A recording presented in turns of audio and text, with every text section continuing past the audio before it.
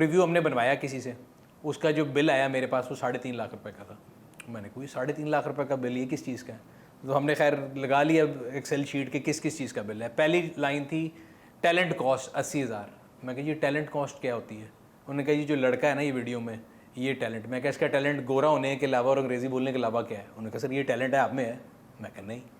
कहते तो बस इसलिए देने पड़ेंगे। मैंने कहा भाई वो गाड़ी का रिव्यू बना रहा है, उसमें वो गोरा हो काला हो डजेंट मैटर, वो अंग्रेज़ी बोले इट डजेंट मैटर, उसको गाड़ी के बारे में इन्फॉर्मेशन होनी चाहिए, वो उसको नहीं है, मुझे उससे ज़्यादा है। तो उन्होंने कहा जी आप कर सकते हैं। Why not. तो हमारे चैनल पे आज भी पड़ा है, पहला रिव्यू किसी और ने किया था, तो उसके बाद दूसरा मैं कहा जी अगले में टैलेंट में हूँ, 80,000 रुपये तो माइनस करो अगले रिव्यू। तो अच्छा जी बाकी ये जी कैमरों की रेंट फ्लांटम का, मैंने कहा अगेन हमने कोई मूवी तो बनानी नहीं कि हमें कोई बहुत फैंसी कैमरे चाहिए, हम कैमरे पकड़ो DSLR कितने का 3-3.5 लाख का।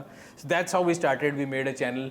और अल्हम्दुलिल्लाह अब आप देखें 2+ मिलियन हमारे रिव्यू जो हैं फॉलोअर्स हैं, और मेरा ख्याल है साउथ ईस्ट एशिया में गाड़ियों का चैनल हमसे बड़ा कोई नहीं है। जब भी किसी गाड़ी का रिव्यू करने के लिए जाते हैं तो किन किन चीज़ों पर फोकस करते हैं? It's a very high risk product. तो उस पर गाड़ी का रिव्यू करने के लिए मैंने एक बड़ा स्टैंडर्ड बनाया हुआ है। मैं गाड़ी को खुद 3 से 3,500 किलोमीटर चलाता हूँ पहले, उसको कच्चे में, पक्के पे, लॉन्ग पे, शहर में, हर जगह डिफरेंट एटमॉस्फेयर में चला के उसकी फ्यूल एवरेज, उसके अंदर क्या अच्छाई हैं क्या बुराई हैं।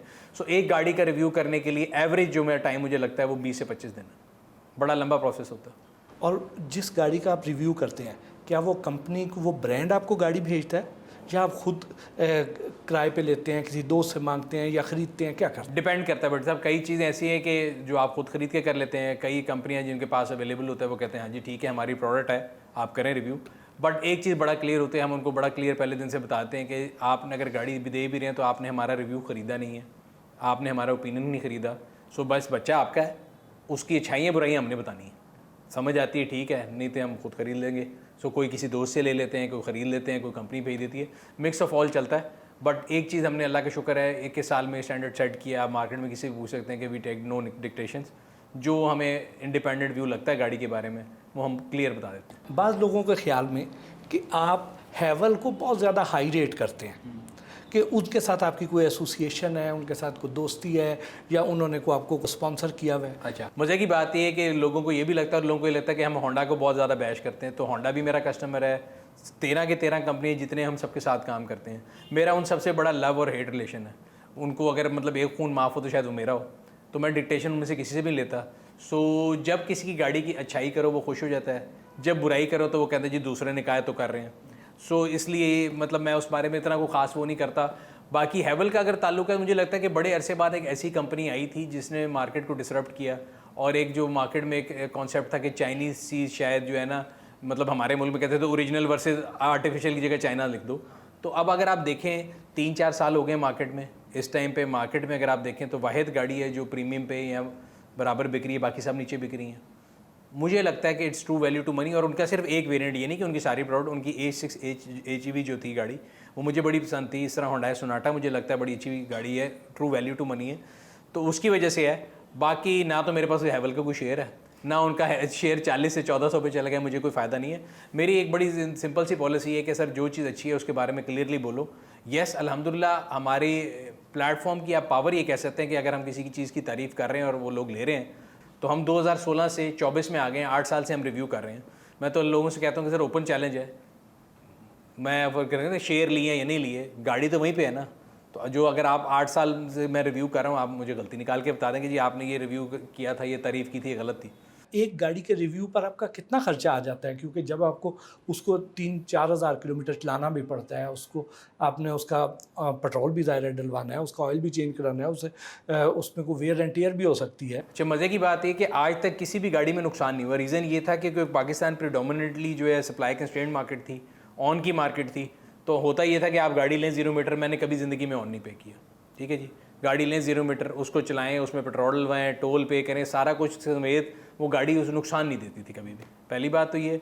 और दूसरा ये कि मतलब देखें ज़िम्मेदारी और उसके लिहाज से बड़ा छोटी कॉस्ट है। क्या कॉस्ट होगी? 4000 किलोमीटर आपने गाड़ी चलानी है, अगर 10 की भी एवरेज दे रही है गाड़ी तो कितना 400 लीटर पेट्रोल खा जाएगी। 400 लीटर पेट्रोल आज के लिहाज से आप लगा लें कितना बनता होगा? 1 लाख का शायद 1,20,000 बन जाएगा अगर वो बहुत मैक्सिमम होगा। बल्कि नहीं, 400, मेरी मैथ्स थोड़ी वीक है, 300 रुपये भी अगर लगाएं और 400 तो इतना ही बनेगा। तो उसके अंदर अंदर हो जाता है, तो वो उससे ज़्यादा तो आप मतलब यूट्यूब वीडियो से भी कमा सकते हैं, वो तो कोई इशू नहीं। आपकी अपनी ड्रीम कार कौन सी है? ड्रीम कार के बारे में व्हाट्सएप में हर एक को कहता हूँ कि एक ऐसी चीज़ है, मैं ना मतलब मुझे एक लोगों को मैं मजाक करता हूँ तो दोस्तों कि मैं सोचता हूँ यार ये गाड़ी अल्लाह मियाँ मिल जाए, और I have been lucky enough कि मैंने बचपन से लेके आए तक जिस गाड़ी के बारे में ड्रीम किया है वो मुझे अल्लाह मियाँ ने अता ज़रूर की है। अच्छा मैं कहता हूँ अल्लाह मियाँ ये दे दें, इसके बाद दोबारा नहीं मांगूंगा। एग्जैक्ट हफ्ते बाद मैं कहता हूँ अच्छा वो अगली दिन मांग शुरू करता हूँ। तो जिस तरह बच्चा माँ से मांगता है ना, तो इस तरह मैं अल्लाह मियाँ के साथ एक कनेक्शन है। मैं हमेशा कहता हूँ कि अच्छा अल्लाह मियाँ ये गाड़ी मिल जाए, फिर नहीं तो चेंज होती रहती है, आगे से आगे की जस्तजू चल रही है। पाकिस्तान में इस वक्त जितनी भी गाड़ियाँ अवेलेबल हैं उनमें से सबसे ज़्यादा आपको कौन सी पसंद है गाड़ी? अच्छा मेरी चॉइस गाड़ियों में ज़रा पुरानी गाड़ियों की है, बहुत ज़्यादा पुरानी की नहीं, 90s के अंदर जो है ना वो मतलब 90s के अंदर एक मर्सिडीज़ आती थी SL, उसको बोलते हैं R129, वो मेरी ऑल टाइम फेवरेट है। पाकिस्तान में ये जो इस वक्त जितनी भी ये गाड़ियाँ चल रही हैं इनमें से जैसे टोयोटा की गाड़ियाँ हैं, सबसे ज़्यादा बिकती मेरा ख्याल है टोयोटा की गाड़ी है। रिलायबिलिटी के हवाले से क्राउन कार टोयोटा कहते हैं। सर अगर नंबर के लिहाज से देखेंगे तो सबसे ज़्यादा यूनिट अगर बिकते होंगे तो वो सुजुकी के होंगे, बिकॉज एंट्री लेवल कार है, 660 सीसी कार है। मैं कहता हूँ पहले मेहरान थी, अब ऑल्टो पाकिस्तान की नेशनल कार है। अगर उसके बाद अगर आप वैल्यू वाइज देखें तो यस टोयोटा की होंगी, और उसकी रीज़न ये है कि एक तो अर्ली मूवर एडवांटेज है, 93 94 से मौजूद है यहाँ पे, पाकिस्तानी मार्केट को समझते हैं। दूसरा डीलरशिप नेटवर्क सबसे ज़्यादा है, सो अगर आप कहीं भी गाड़ी लेके जाते हैं और ख़राब हो जाती है तो सबसे क्लोजेस्ट डीलर टोयोटा का है। पार्ट्स की अवेलेबिलिटी है, मैकेनिक बहुत ज़्यादा समझते हैं। तो ये सारी चीज़ें मिलके मेरा ख्याल है वो कहते हैं ना कि you can not go wrong buying with Toyota, तो पाकिस्तान में वो इस तरह से ट्रू है। लेकिन अब नए एंट्रेंट्स ने आहिस्ता आहिस्ता जगह बनाना शुरू कर दी है, और अगेन मैं कहता हूँ अच्छी बात है कि कंपटीशन लोगों को चैलेंज कर रहा है, ऑप्शन ऐड कर रहा है, और डिफरेंट पुरानी कंपनियाँ जो पहले थोड़ी कंप्लेसेंट हो गई थी उनको भी मौका मिल रहा है कि दोबारा उठें। एक दौर था कि हमारा जो एक तासुर था कि जो जापानीज़ ब्रांड हैं ये सबसे अच्छे हैं, जी जी, और उसमें कोरियन आए, उनको उतना पसंद नहीं किया गया जितना जापानीज़ को किया गया, और अब चाइनीज़ जो हैं वो अब मार्केट में आ गए। तो आप चाइनीज़ गाड़ियों का मुस्तकबिल कैसा देखते? अच्छा गाड़ियों की अगर हम हिस्ट्री पढ़ें ना, सबसे पहले अमेरिकन कहते थे गाड़ी हमारे अलावा कोई नहीं बना सकता। वो जापानियों को लुक डाउन करते थे कि ये फीमची कौम है, ये गाड़ी बनाएगी। फिर एक दौर आया कि जापान ने रूल किया, फिर जापान से जब कोरिया पे गया तो जापानीज़ ने कहा जी हमारे अलावा गाड़ी कोई नहीं बना सकता। कोरियन ने लेफ्ट राइट सेंटर उनको मारा क्योंकि वो सस्ती थी। अब जो दौर आ रहा है ख़ास तौर पे इलेक्ट्रिक की तरफ अगर हम जाएँ तो इलेक्ट्रिक के अंदर चाइना ने अपनी सुपरमेसी बना ली हुई है। Largest producer of cars in world China है, और उसमें भी क्लासेस हैं। पहले था कि जी बहुत सस्ती और हल्की गाड़ी होगा, अब अगर आप देखें तो बहुत सी दुनिया की अच्छी अच्छी गाड़ियाँ जो हैं या टेक्नोलॉजी की जो चीज़ें हैं वो बनती चाइना में, डिज़ाइन कहीं और होती हैं। तो उन्होंने उनके भी ऑटो मैन्युफैक्चरर्स ने सीख लिया, वो डिज़ाइन करा रहे हैं, कोई ऑडी के डिज़ाइनर से करा रहा है, वो किसी और से करा रहा है, तो they are coming big time now. यानी आप जो चाइनीज़ गाड़ियाँ हैं अगर कोई बायर उन्हें लेना चाहता है तो वो बेफिक्र होकर ले सकता है? डिपेंड करता है कि आप चाइनीज़ गाड़ी कौन सा ब्रांड ले रहे हैं, कौन सा ग्रुप ले रहे हैं, उसके पीछे डिज़ाइनर कौन सा है, टेक्नोलॉजी कौन सी है। सो यस अभी भी उनके पास ऐसी प्रोडक्ट मौजूद हैं जो बड़ी हल्की क्वालिटी की हैं और प्रीमियम की भी हैं।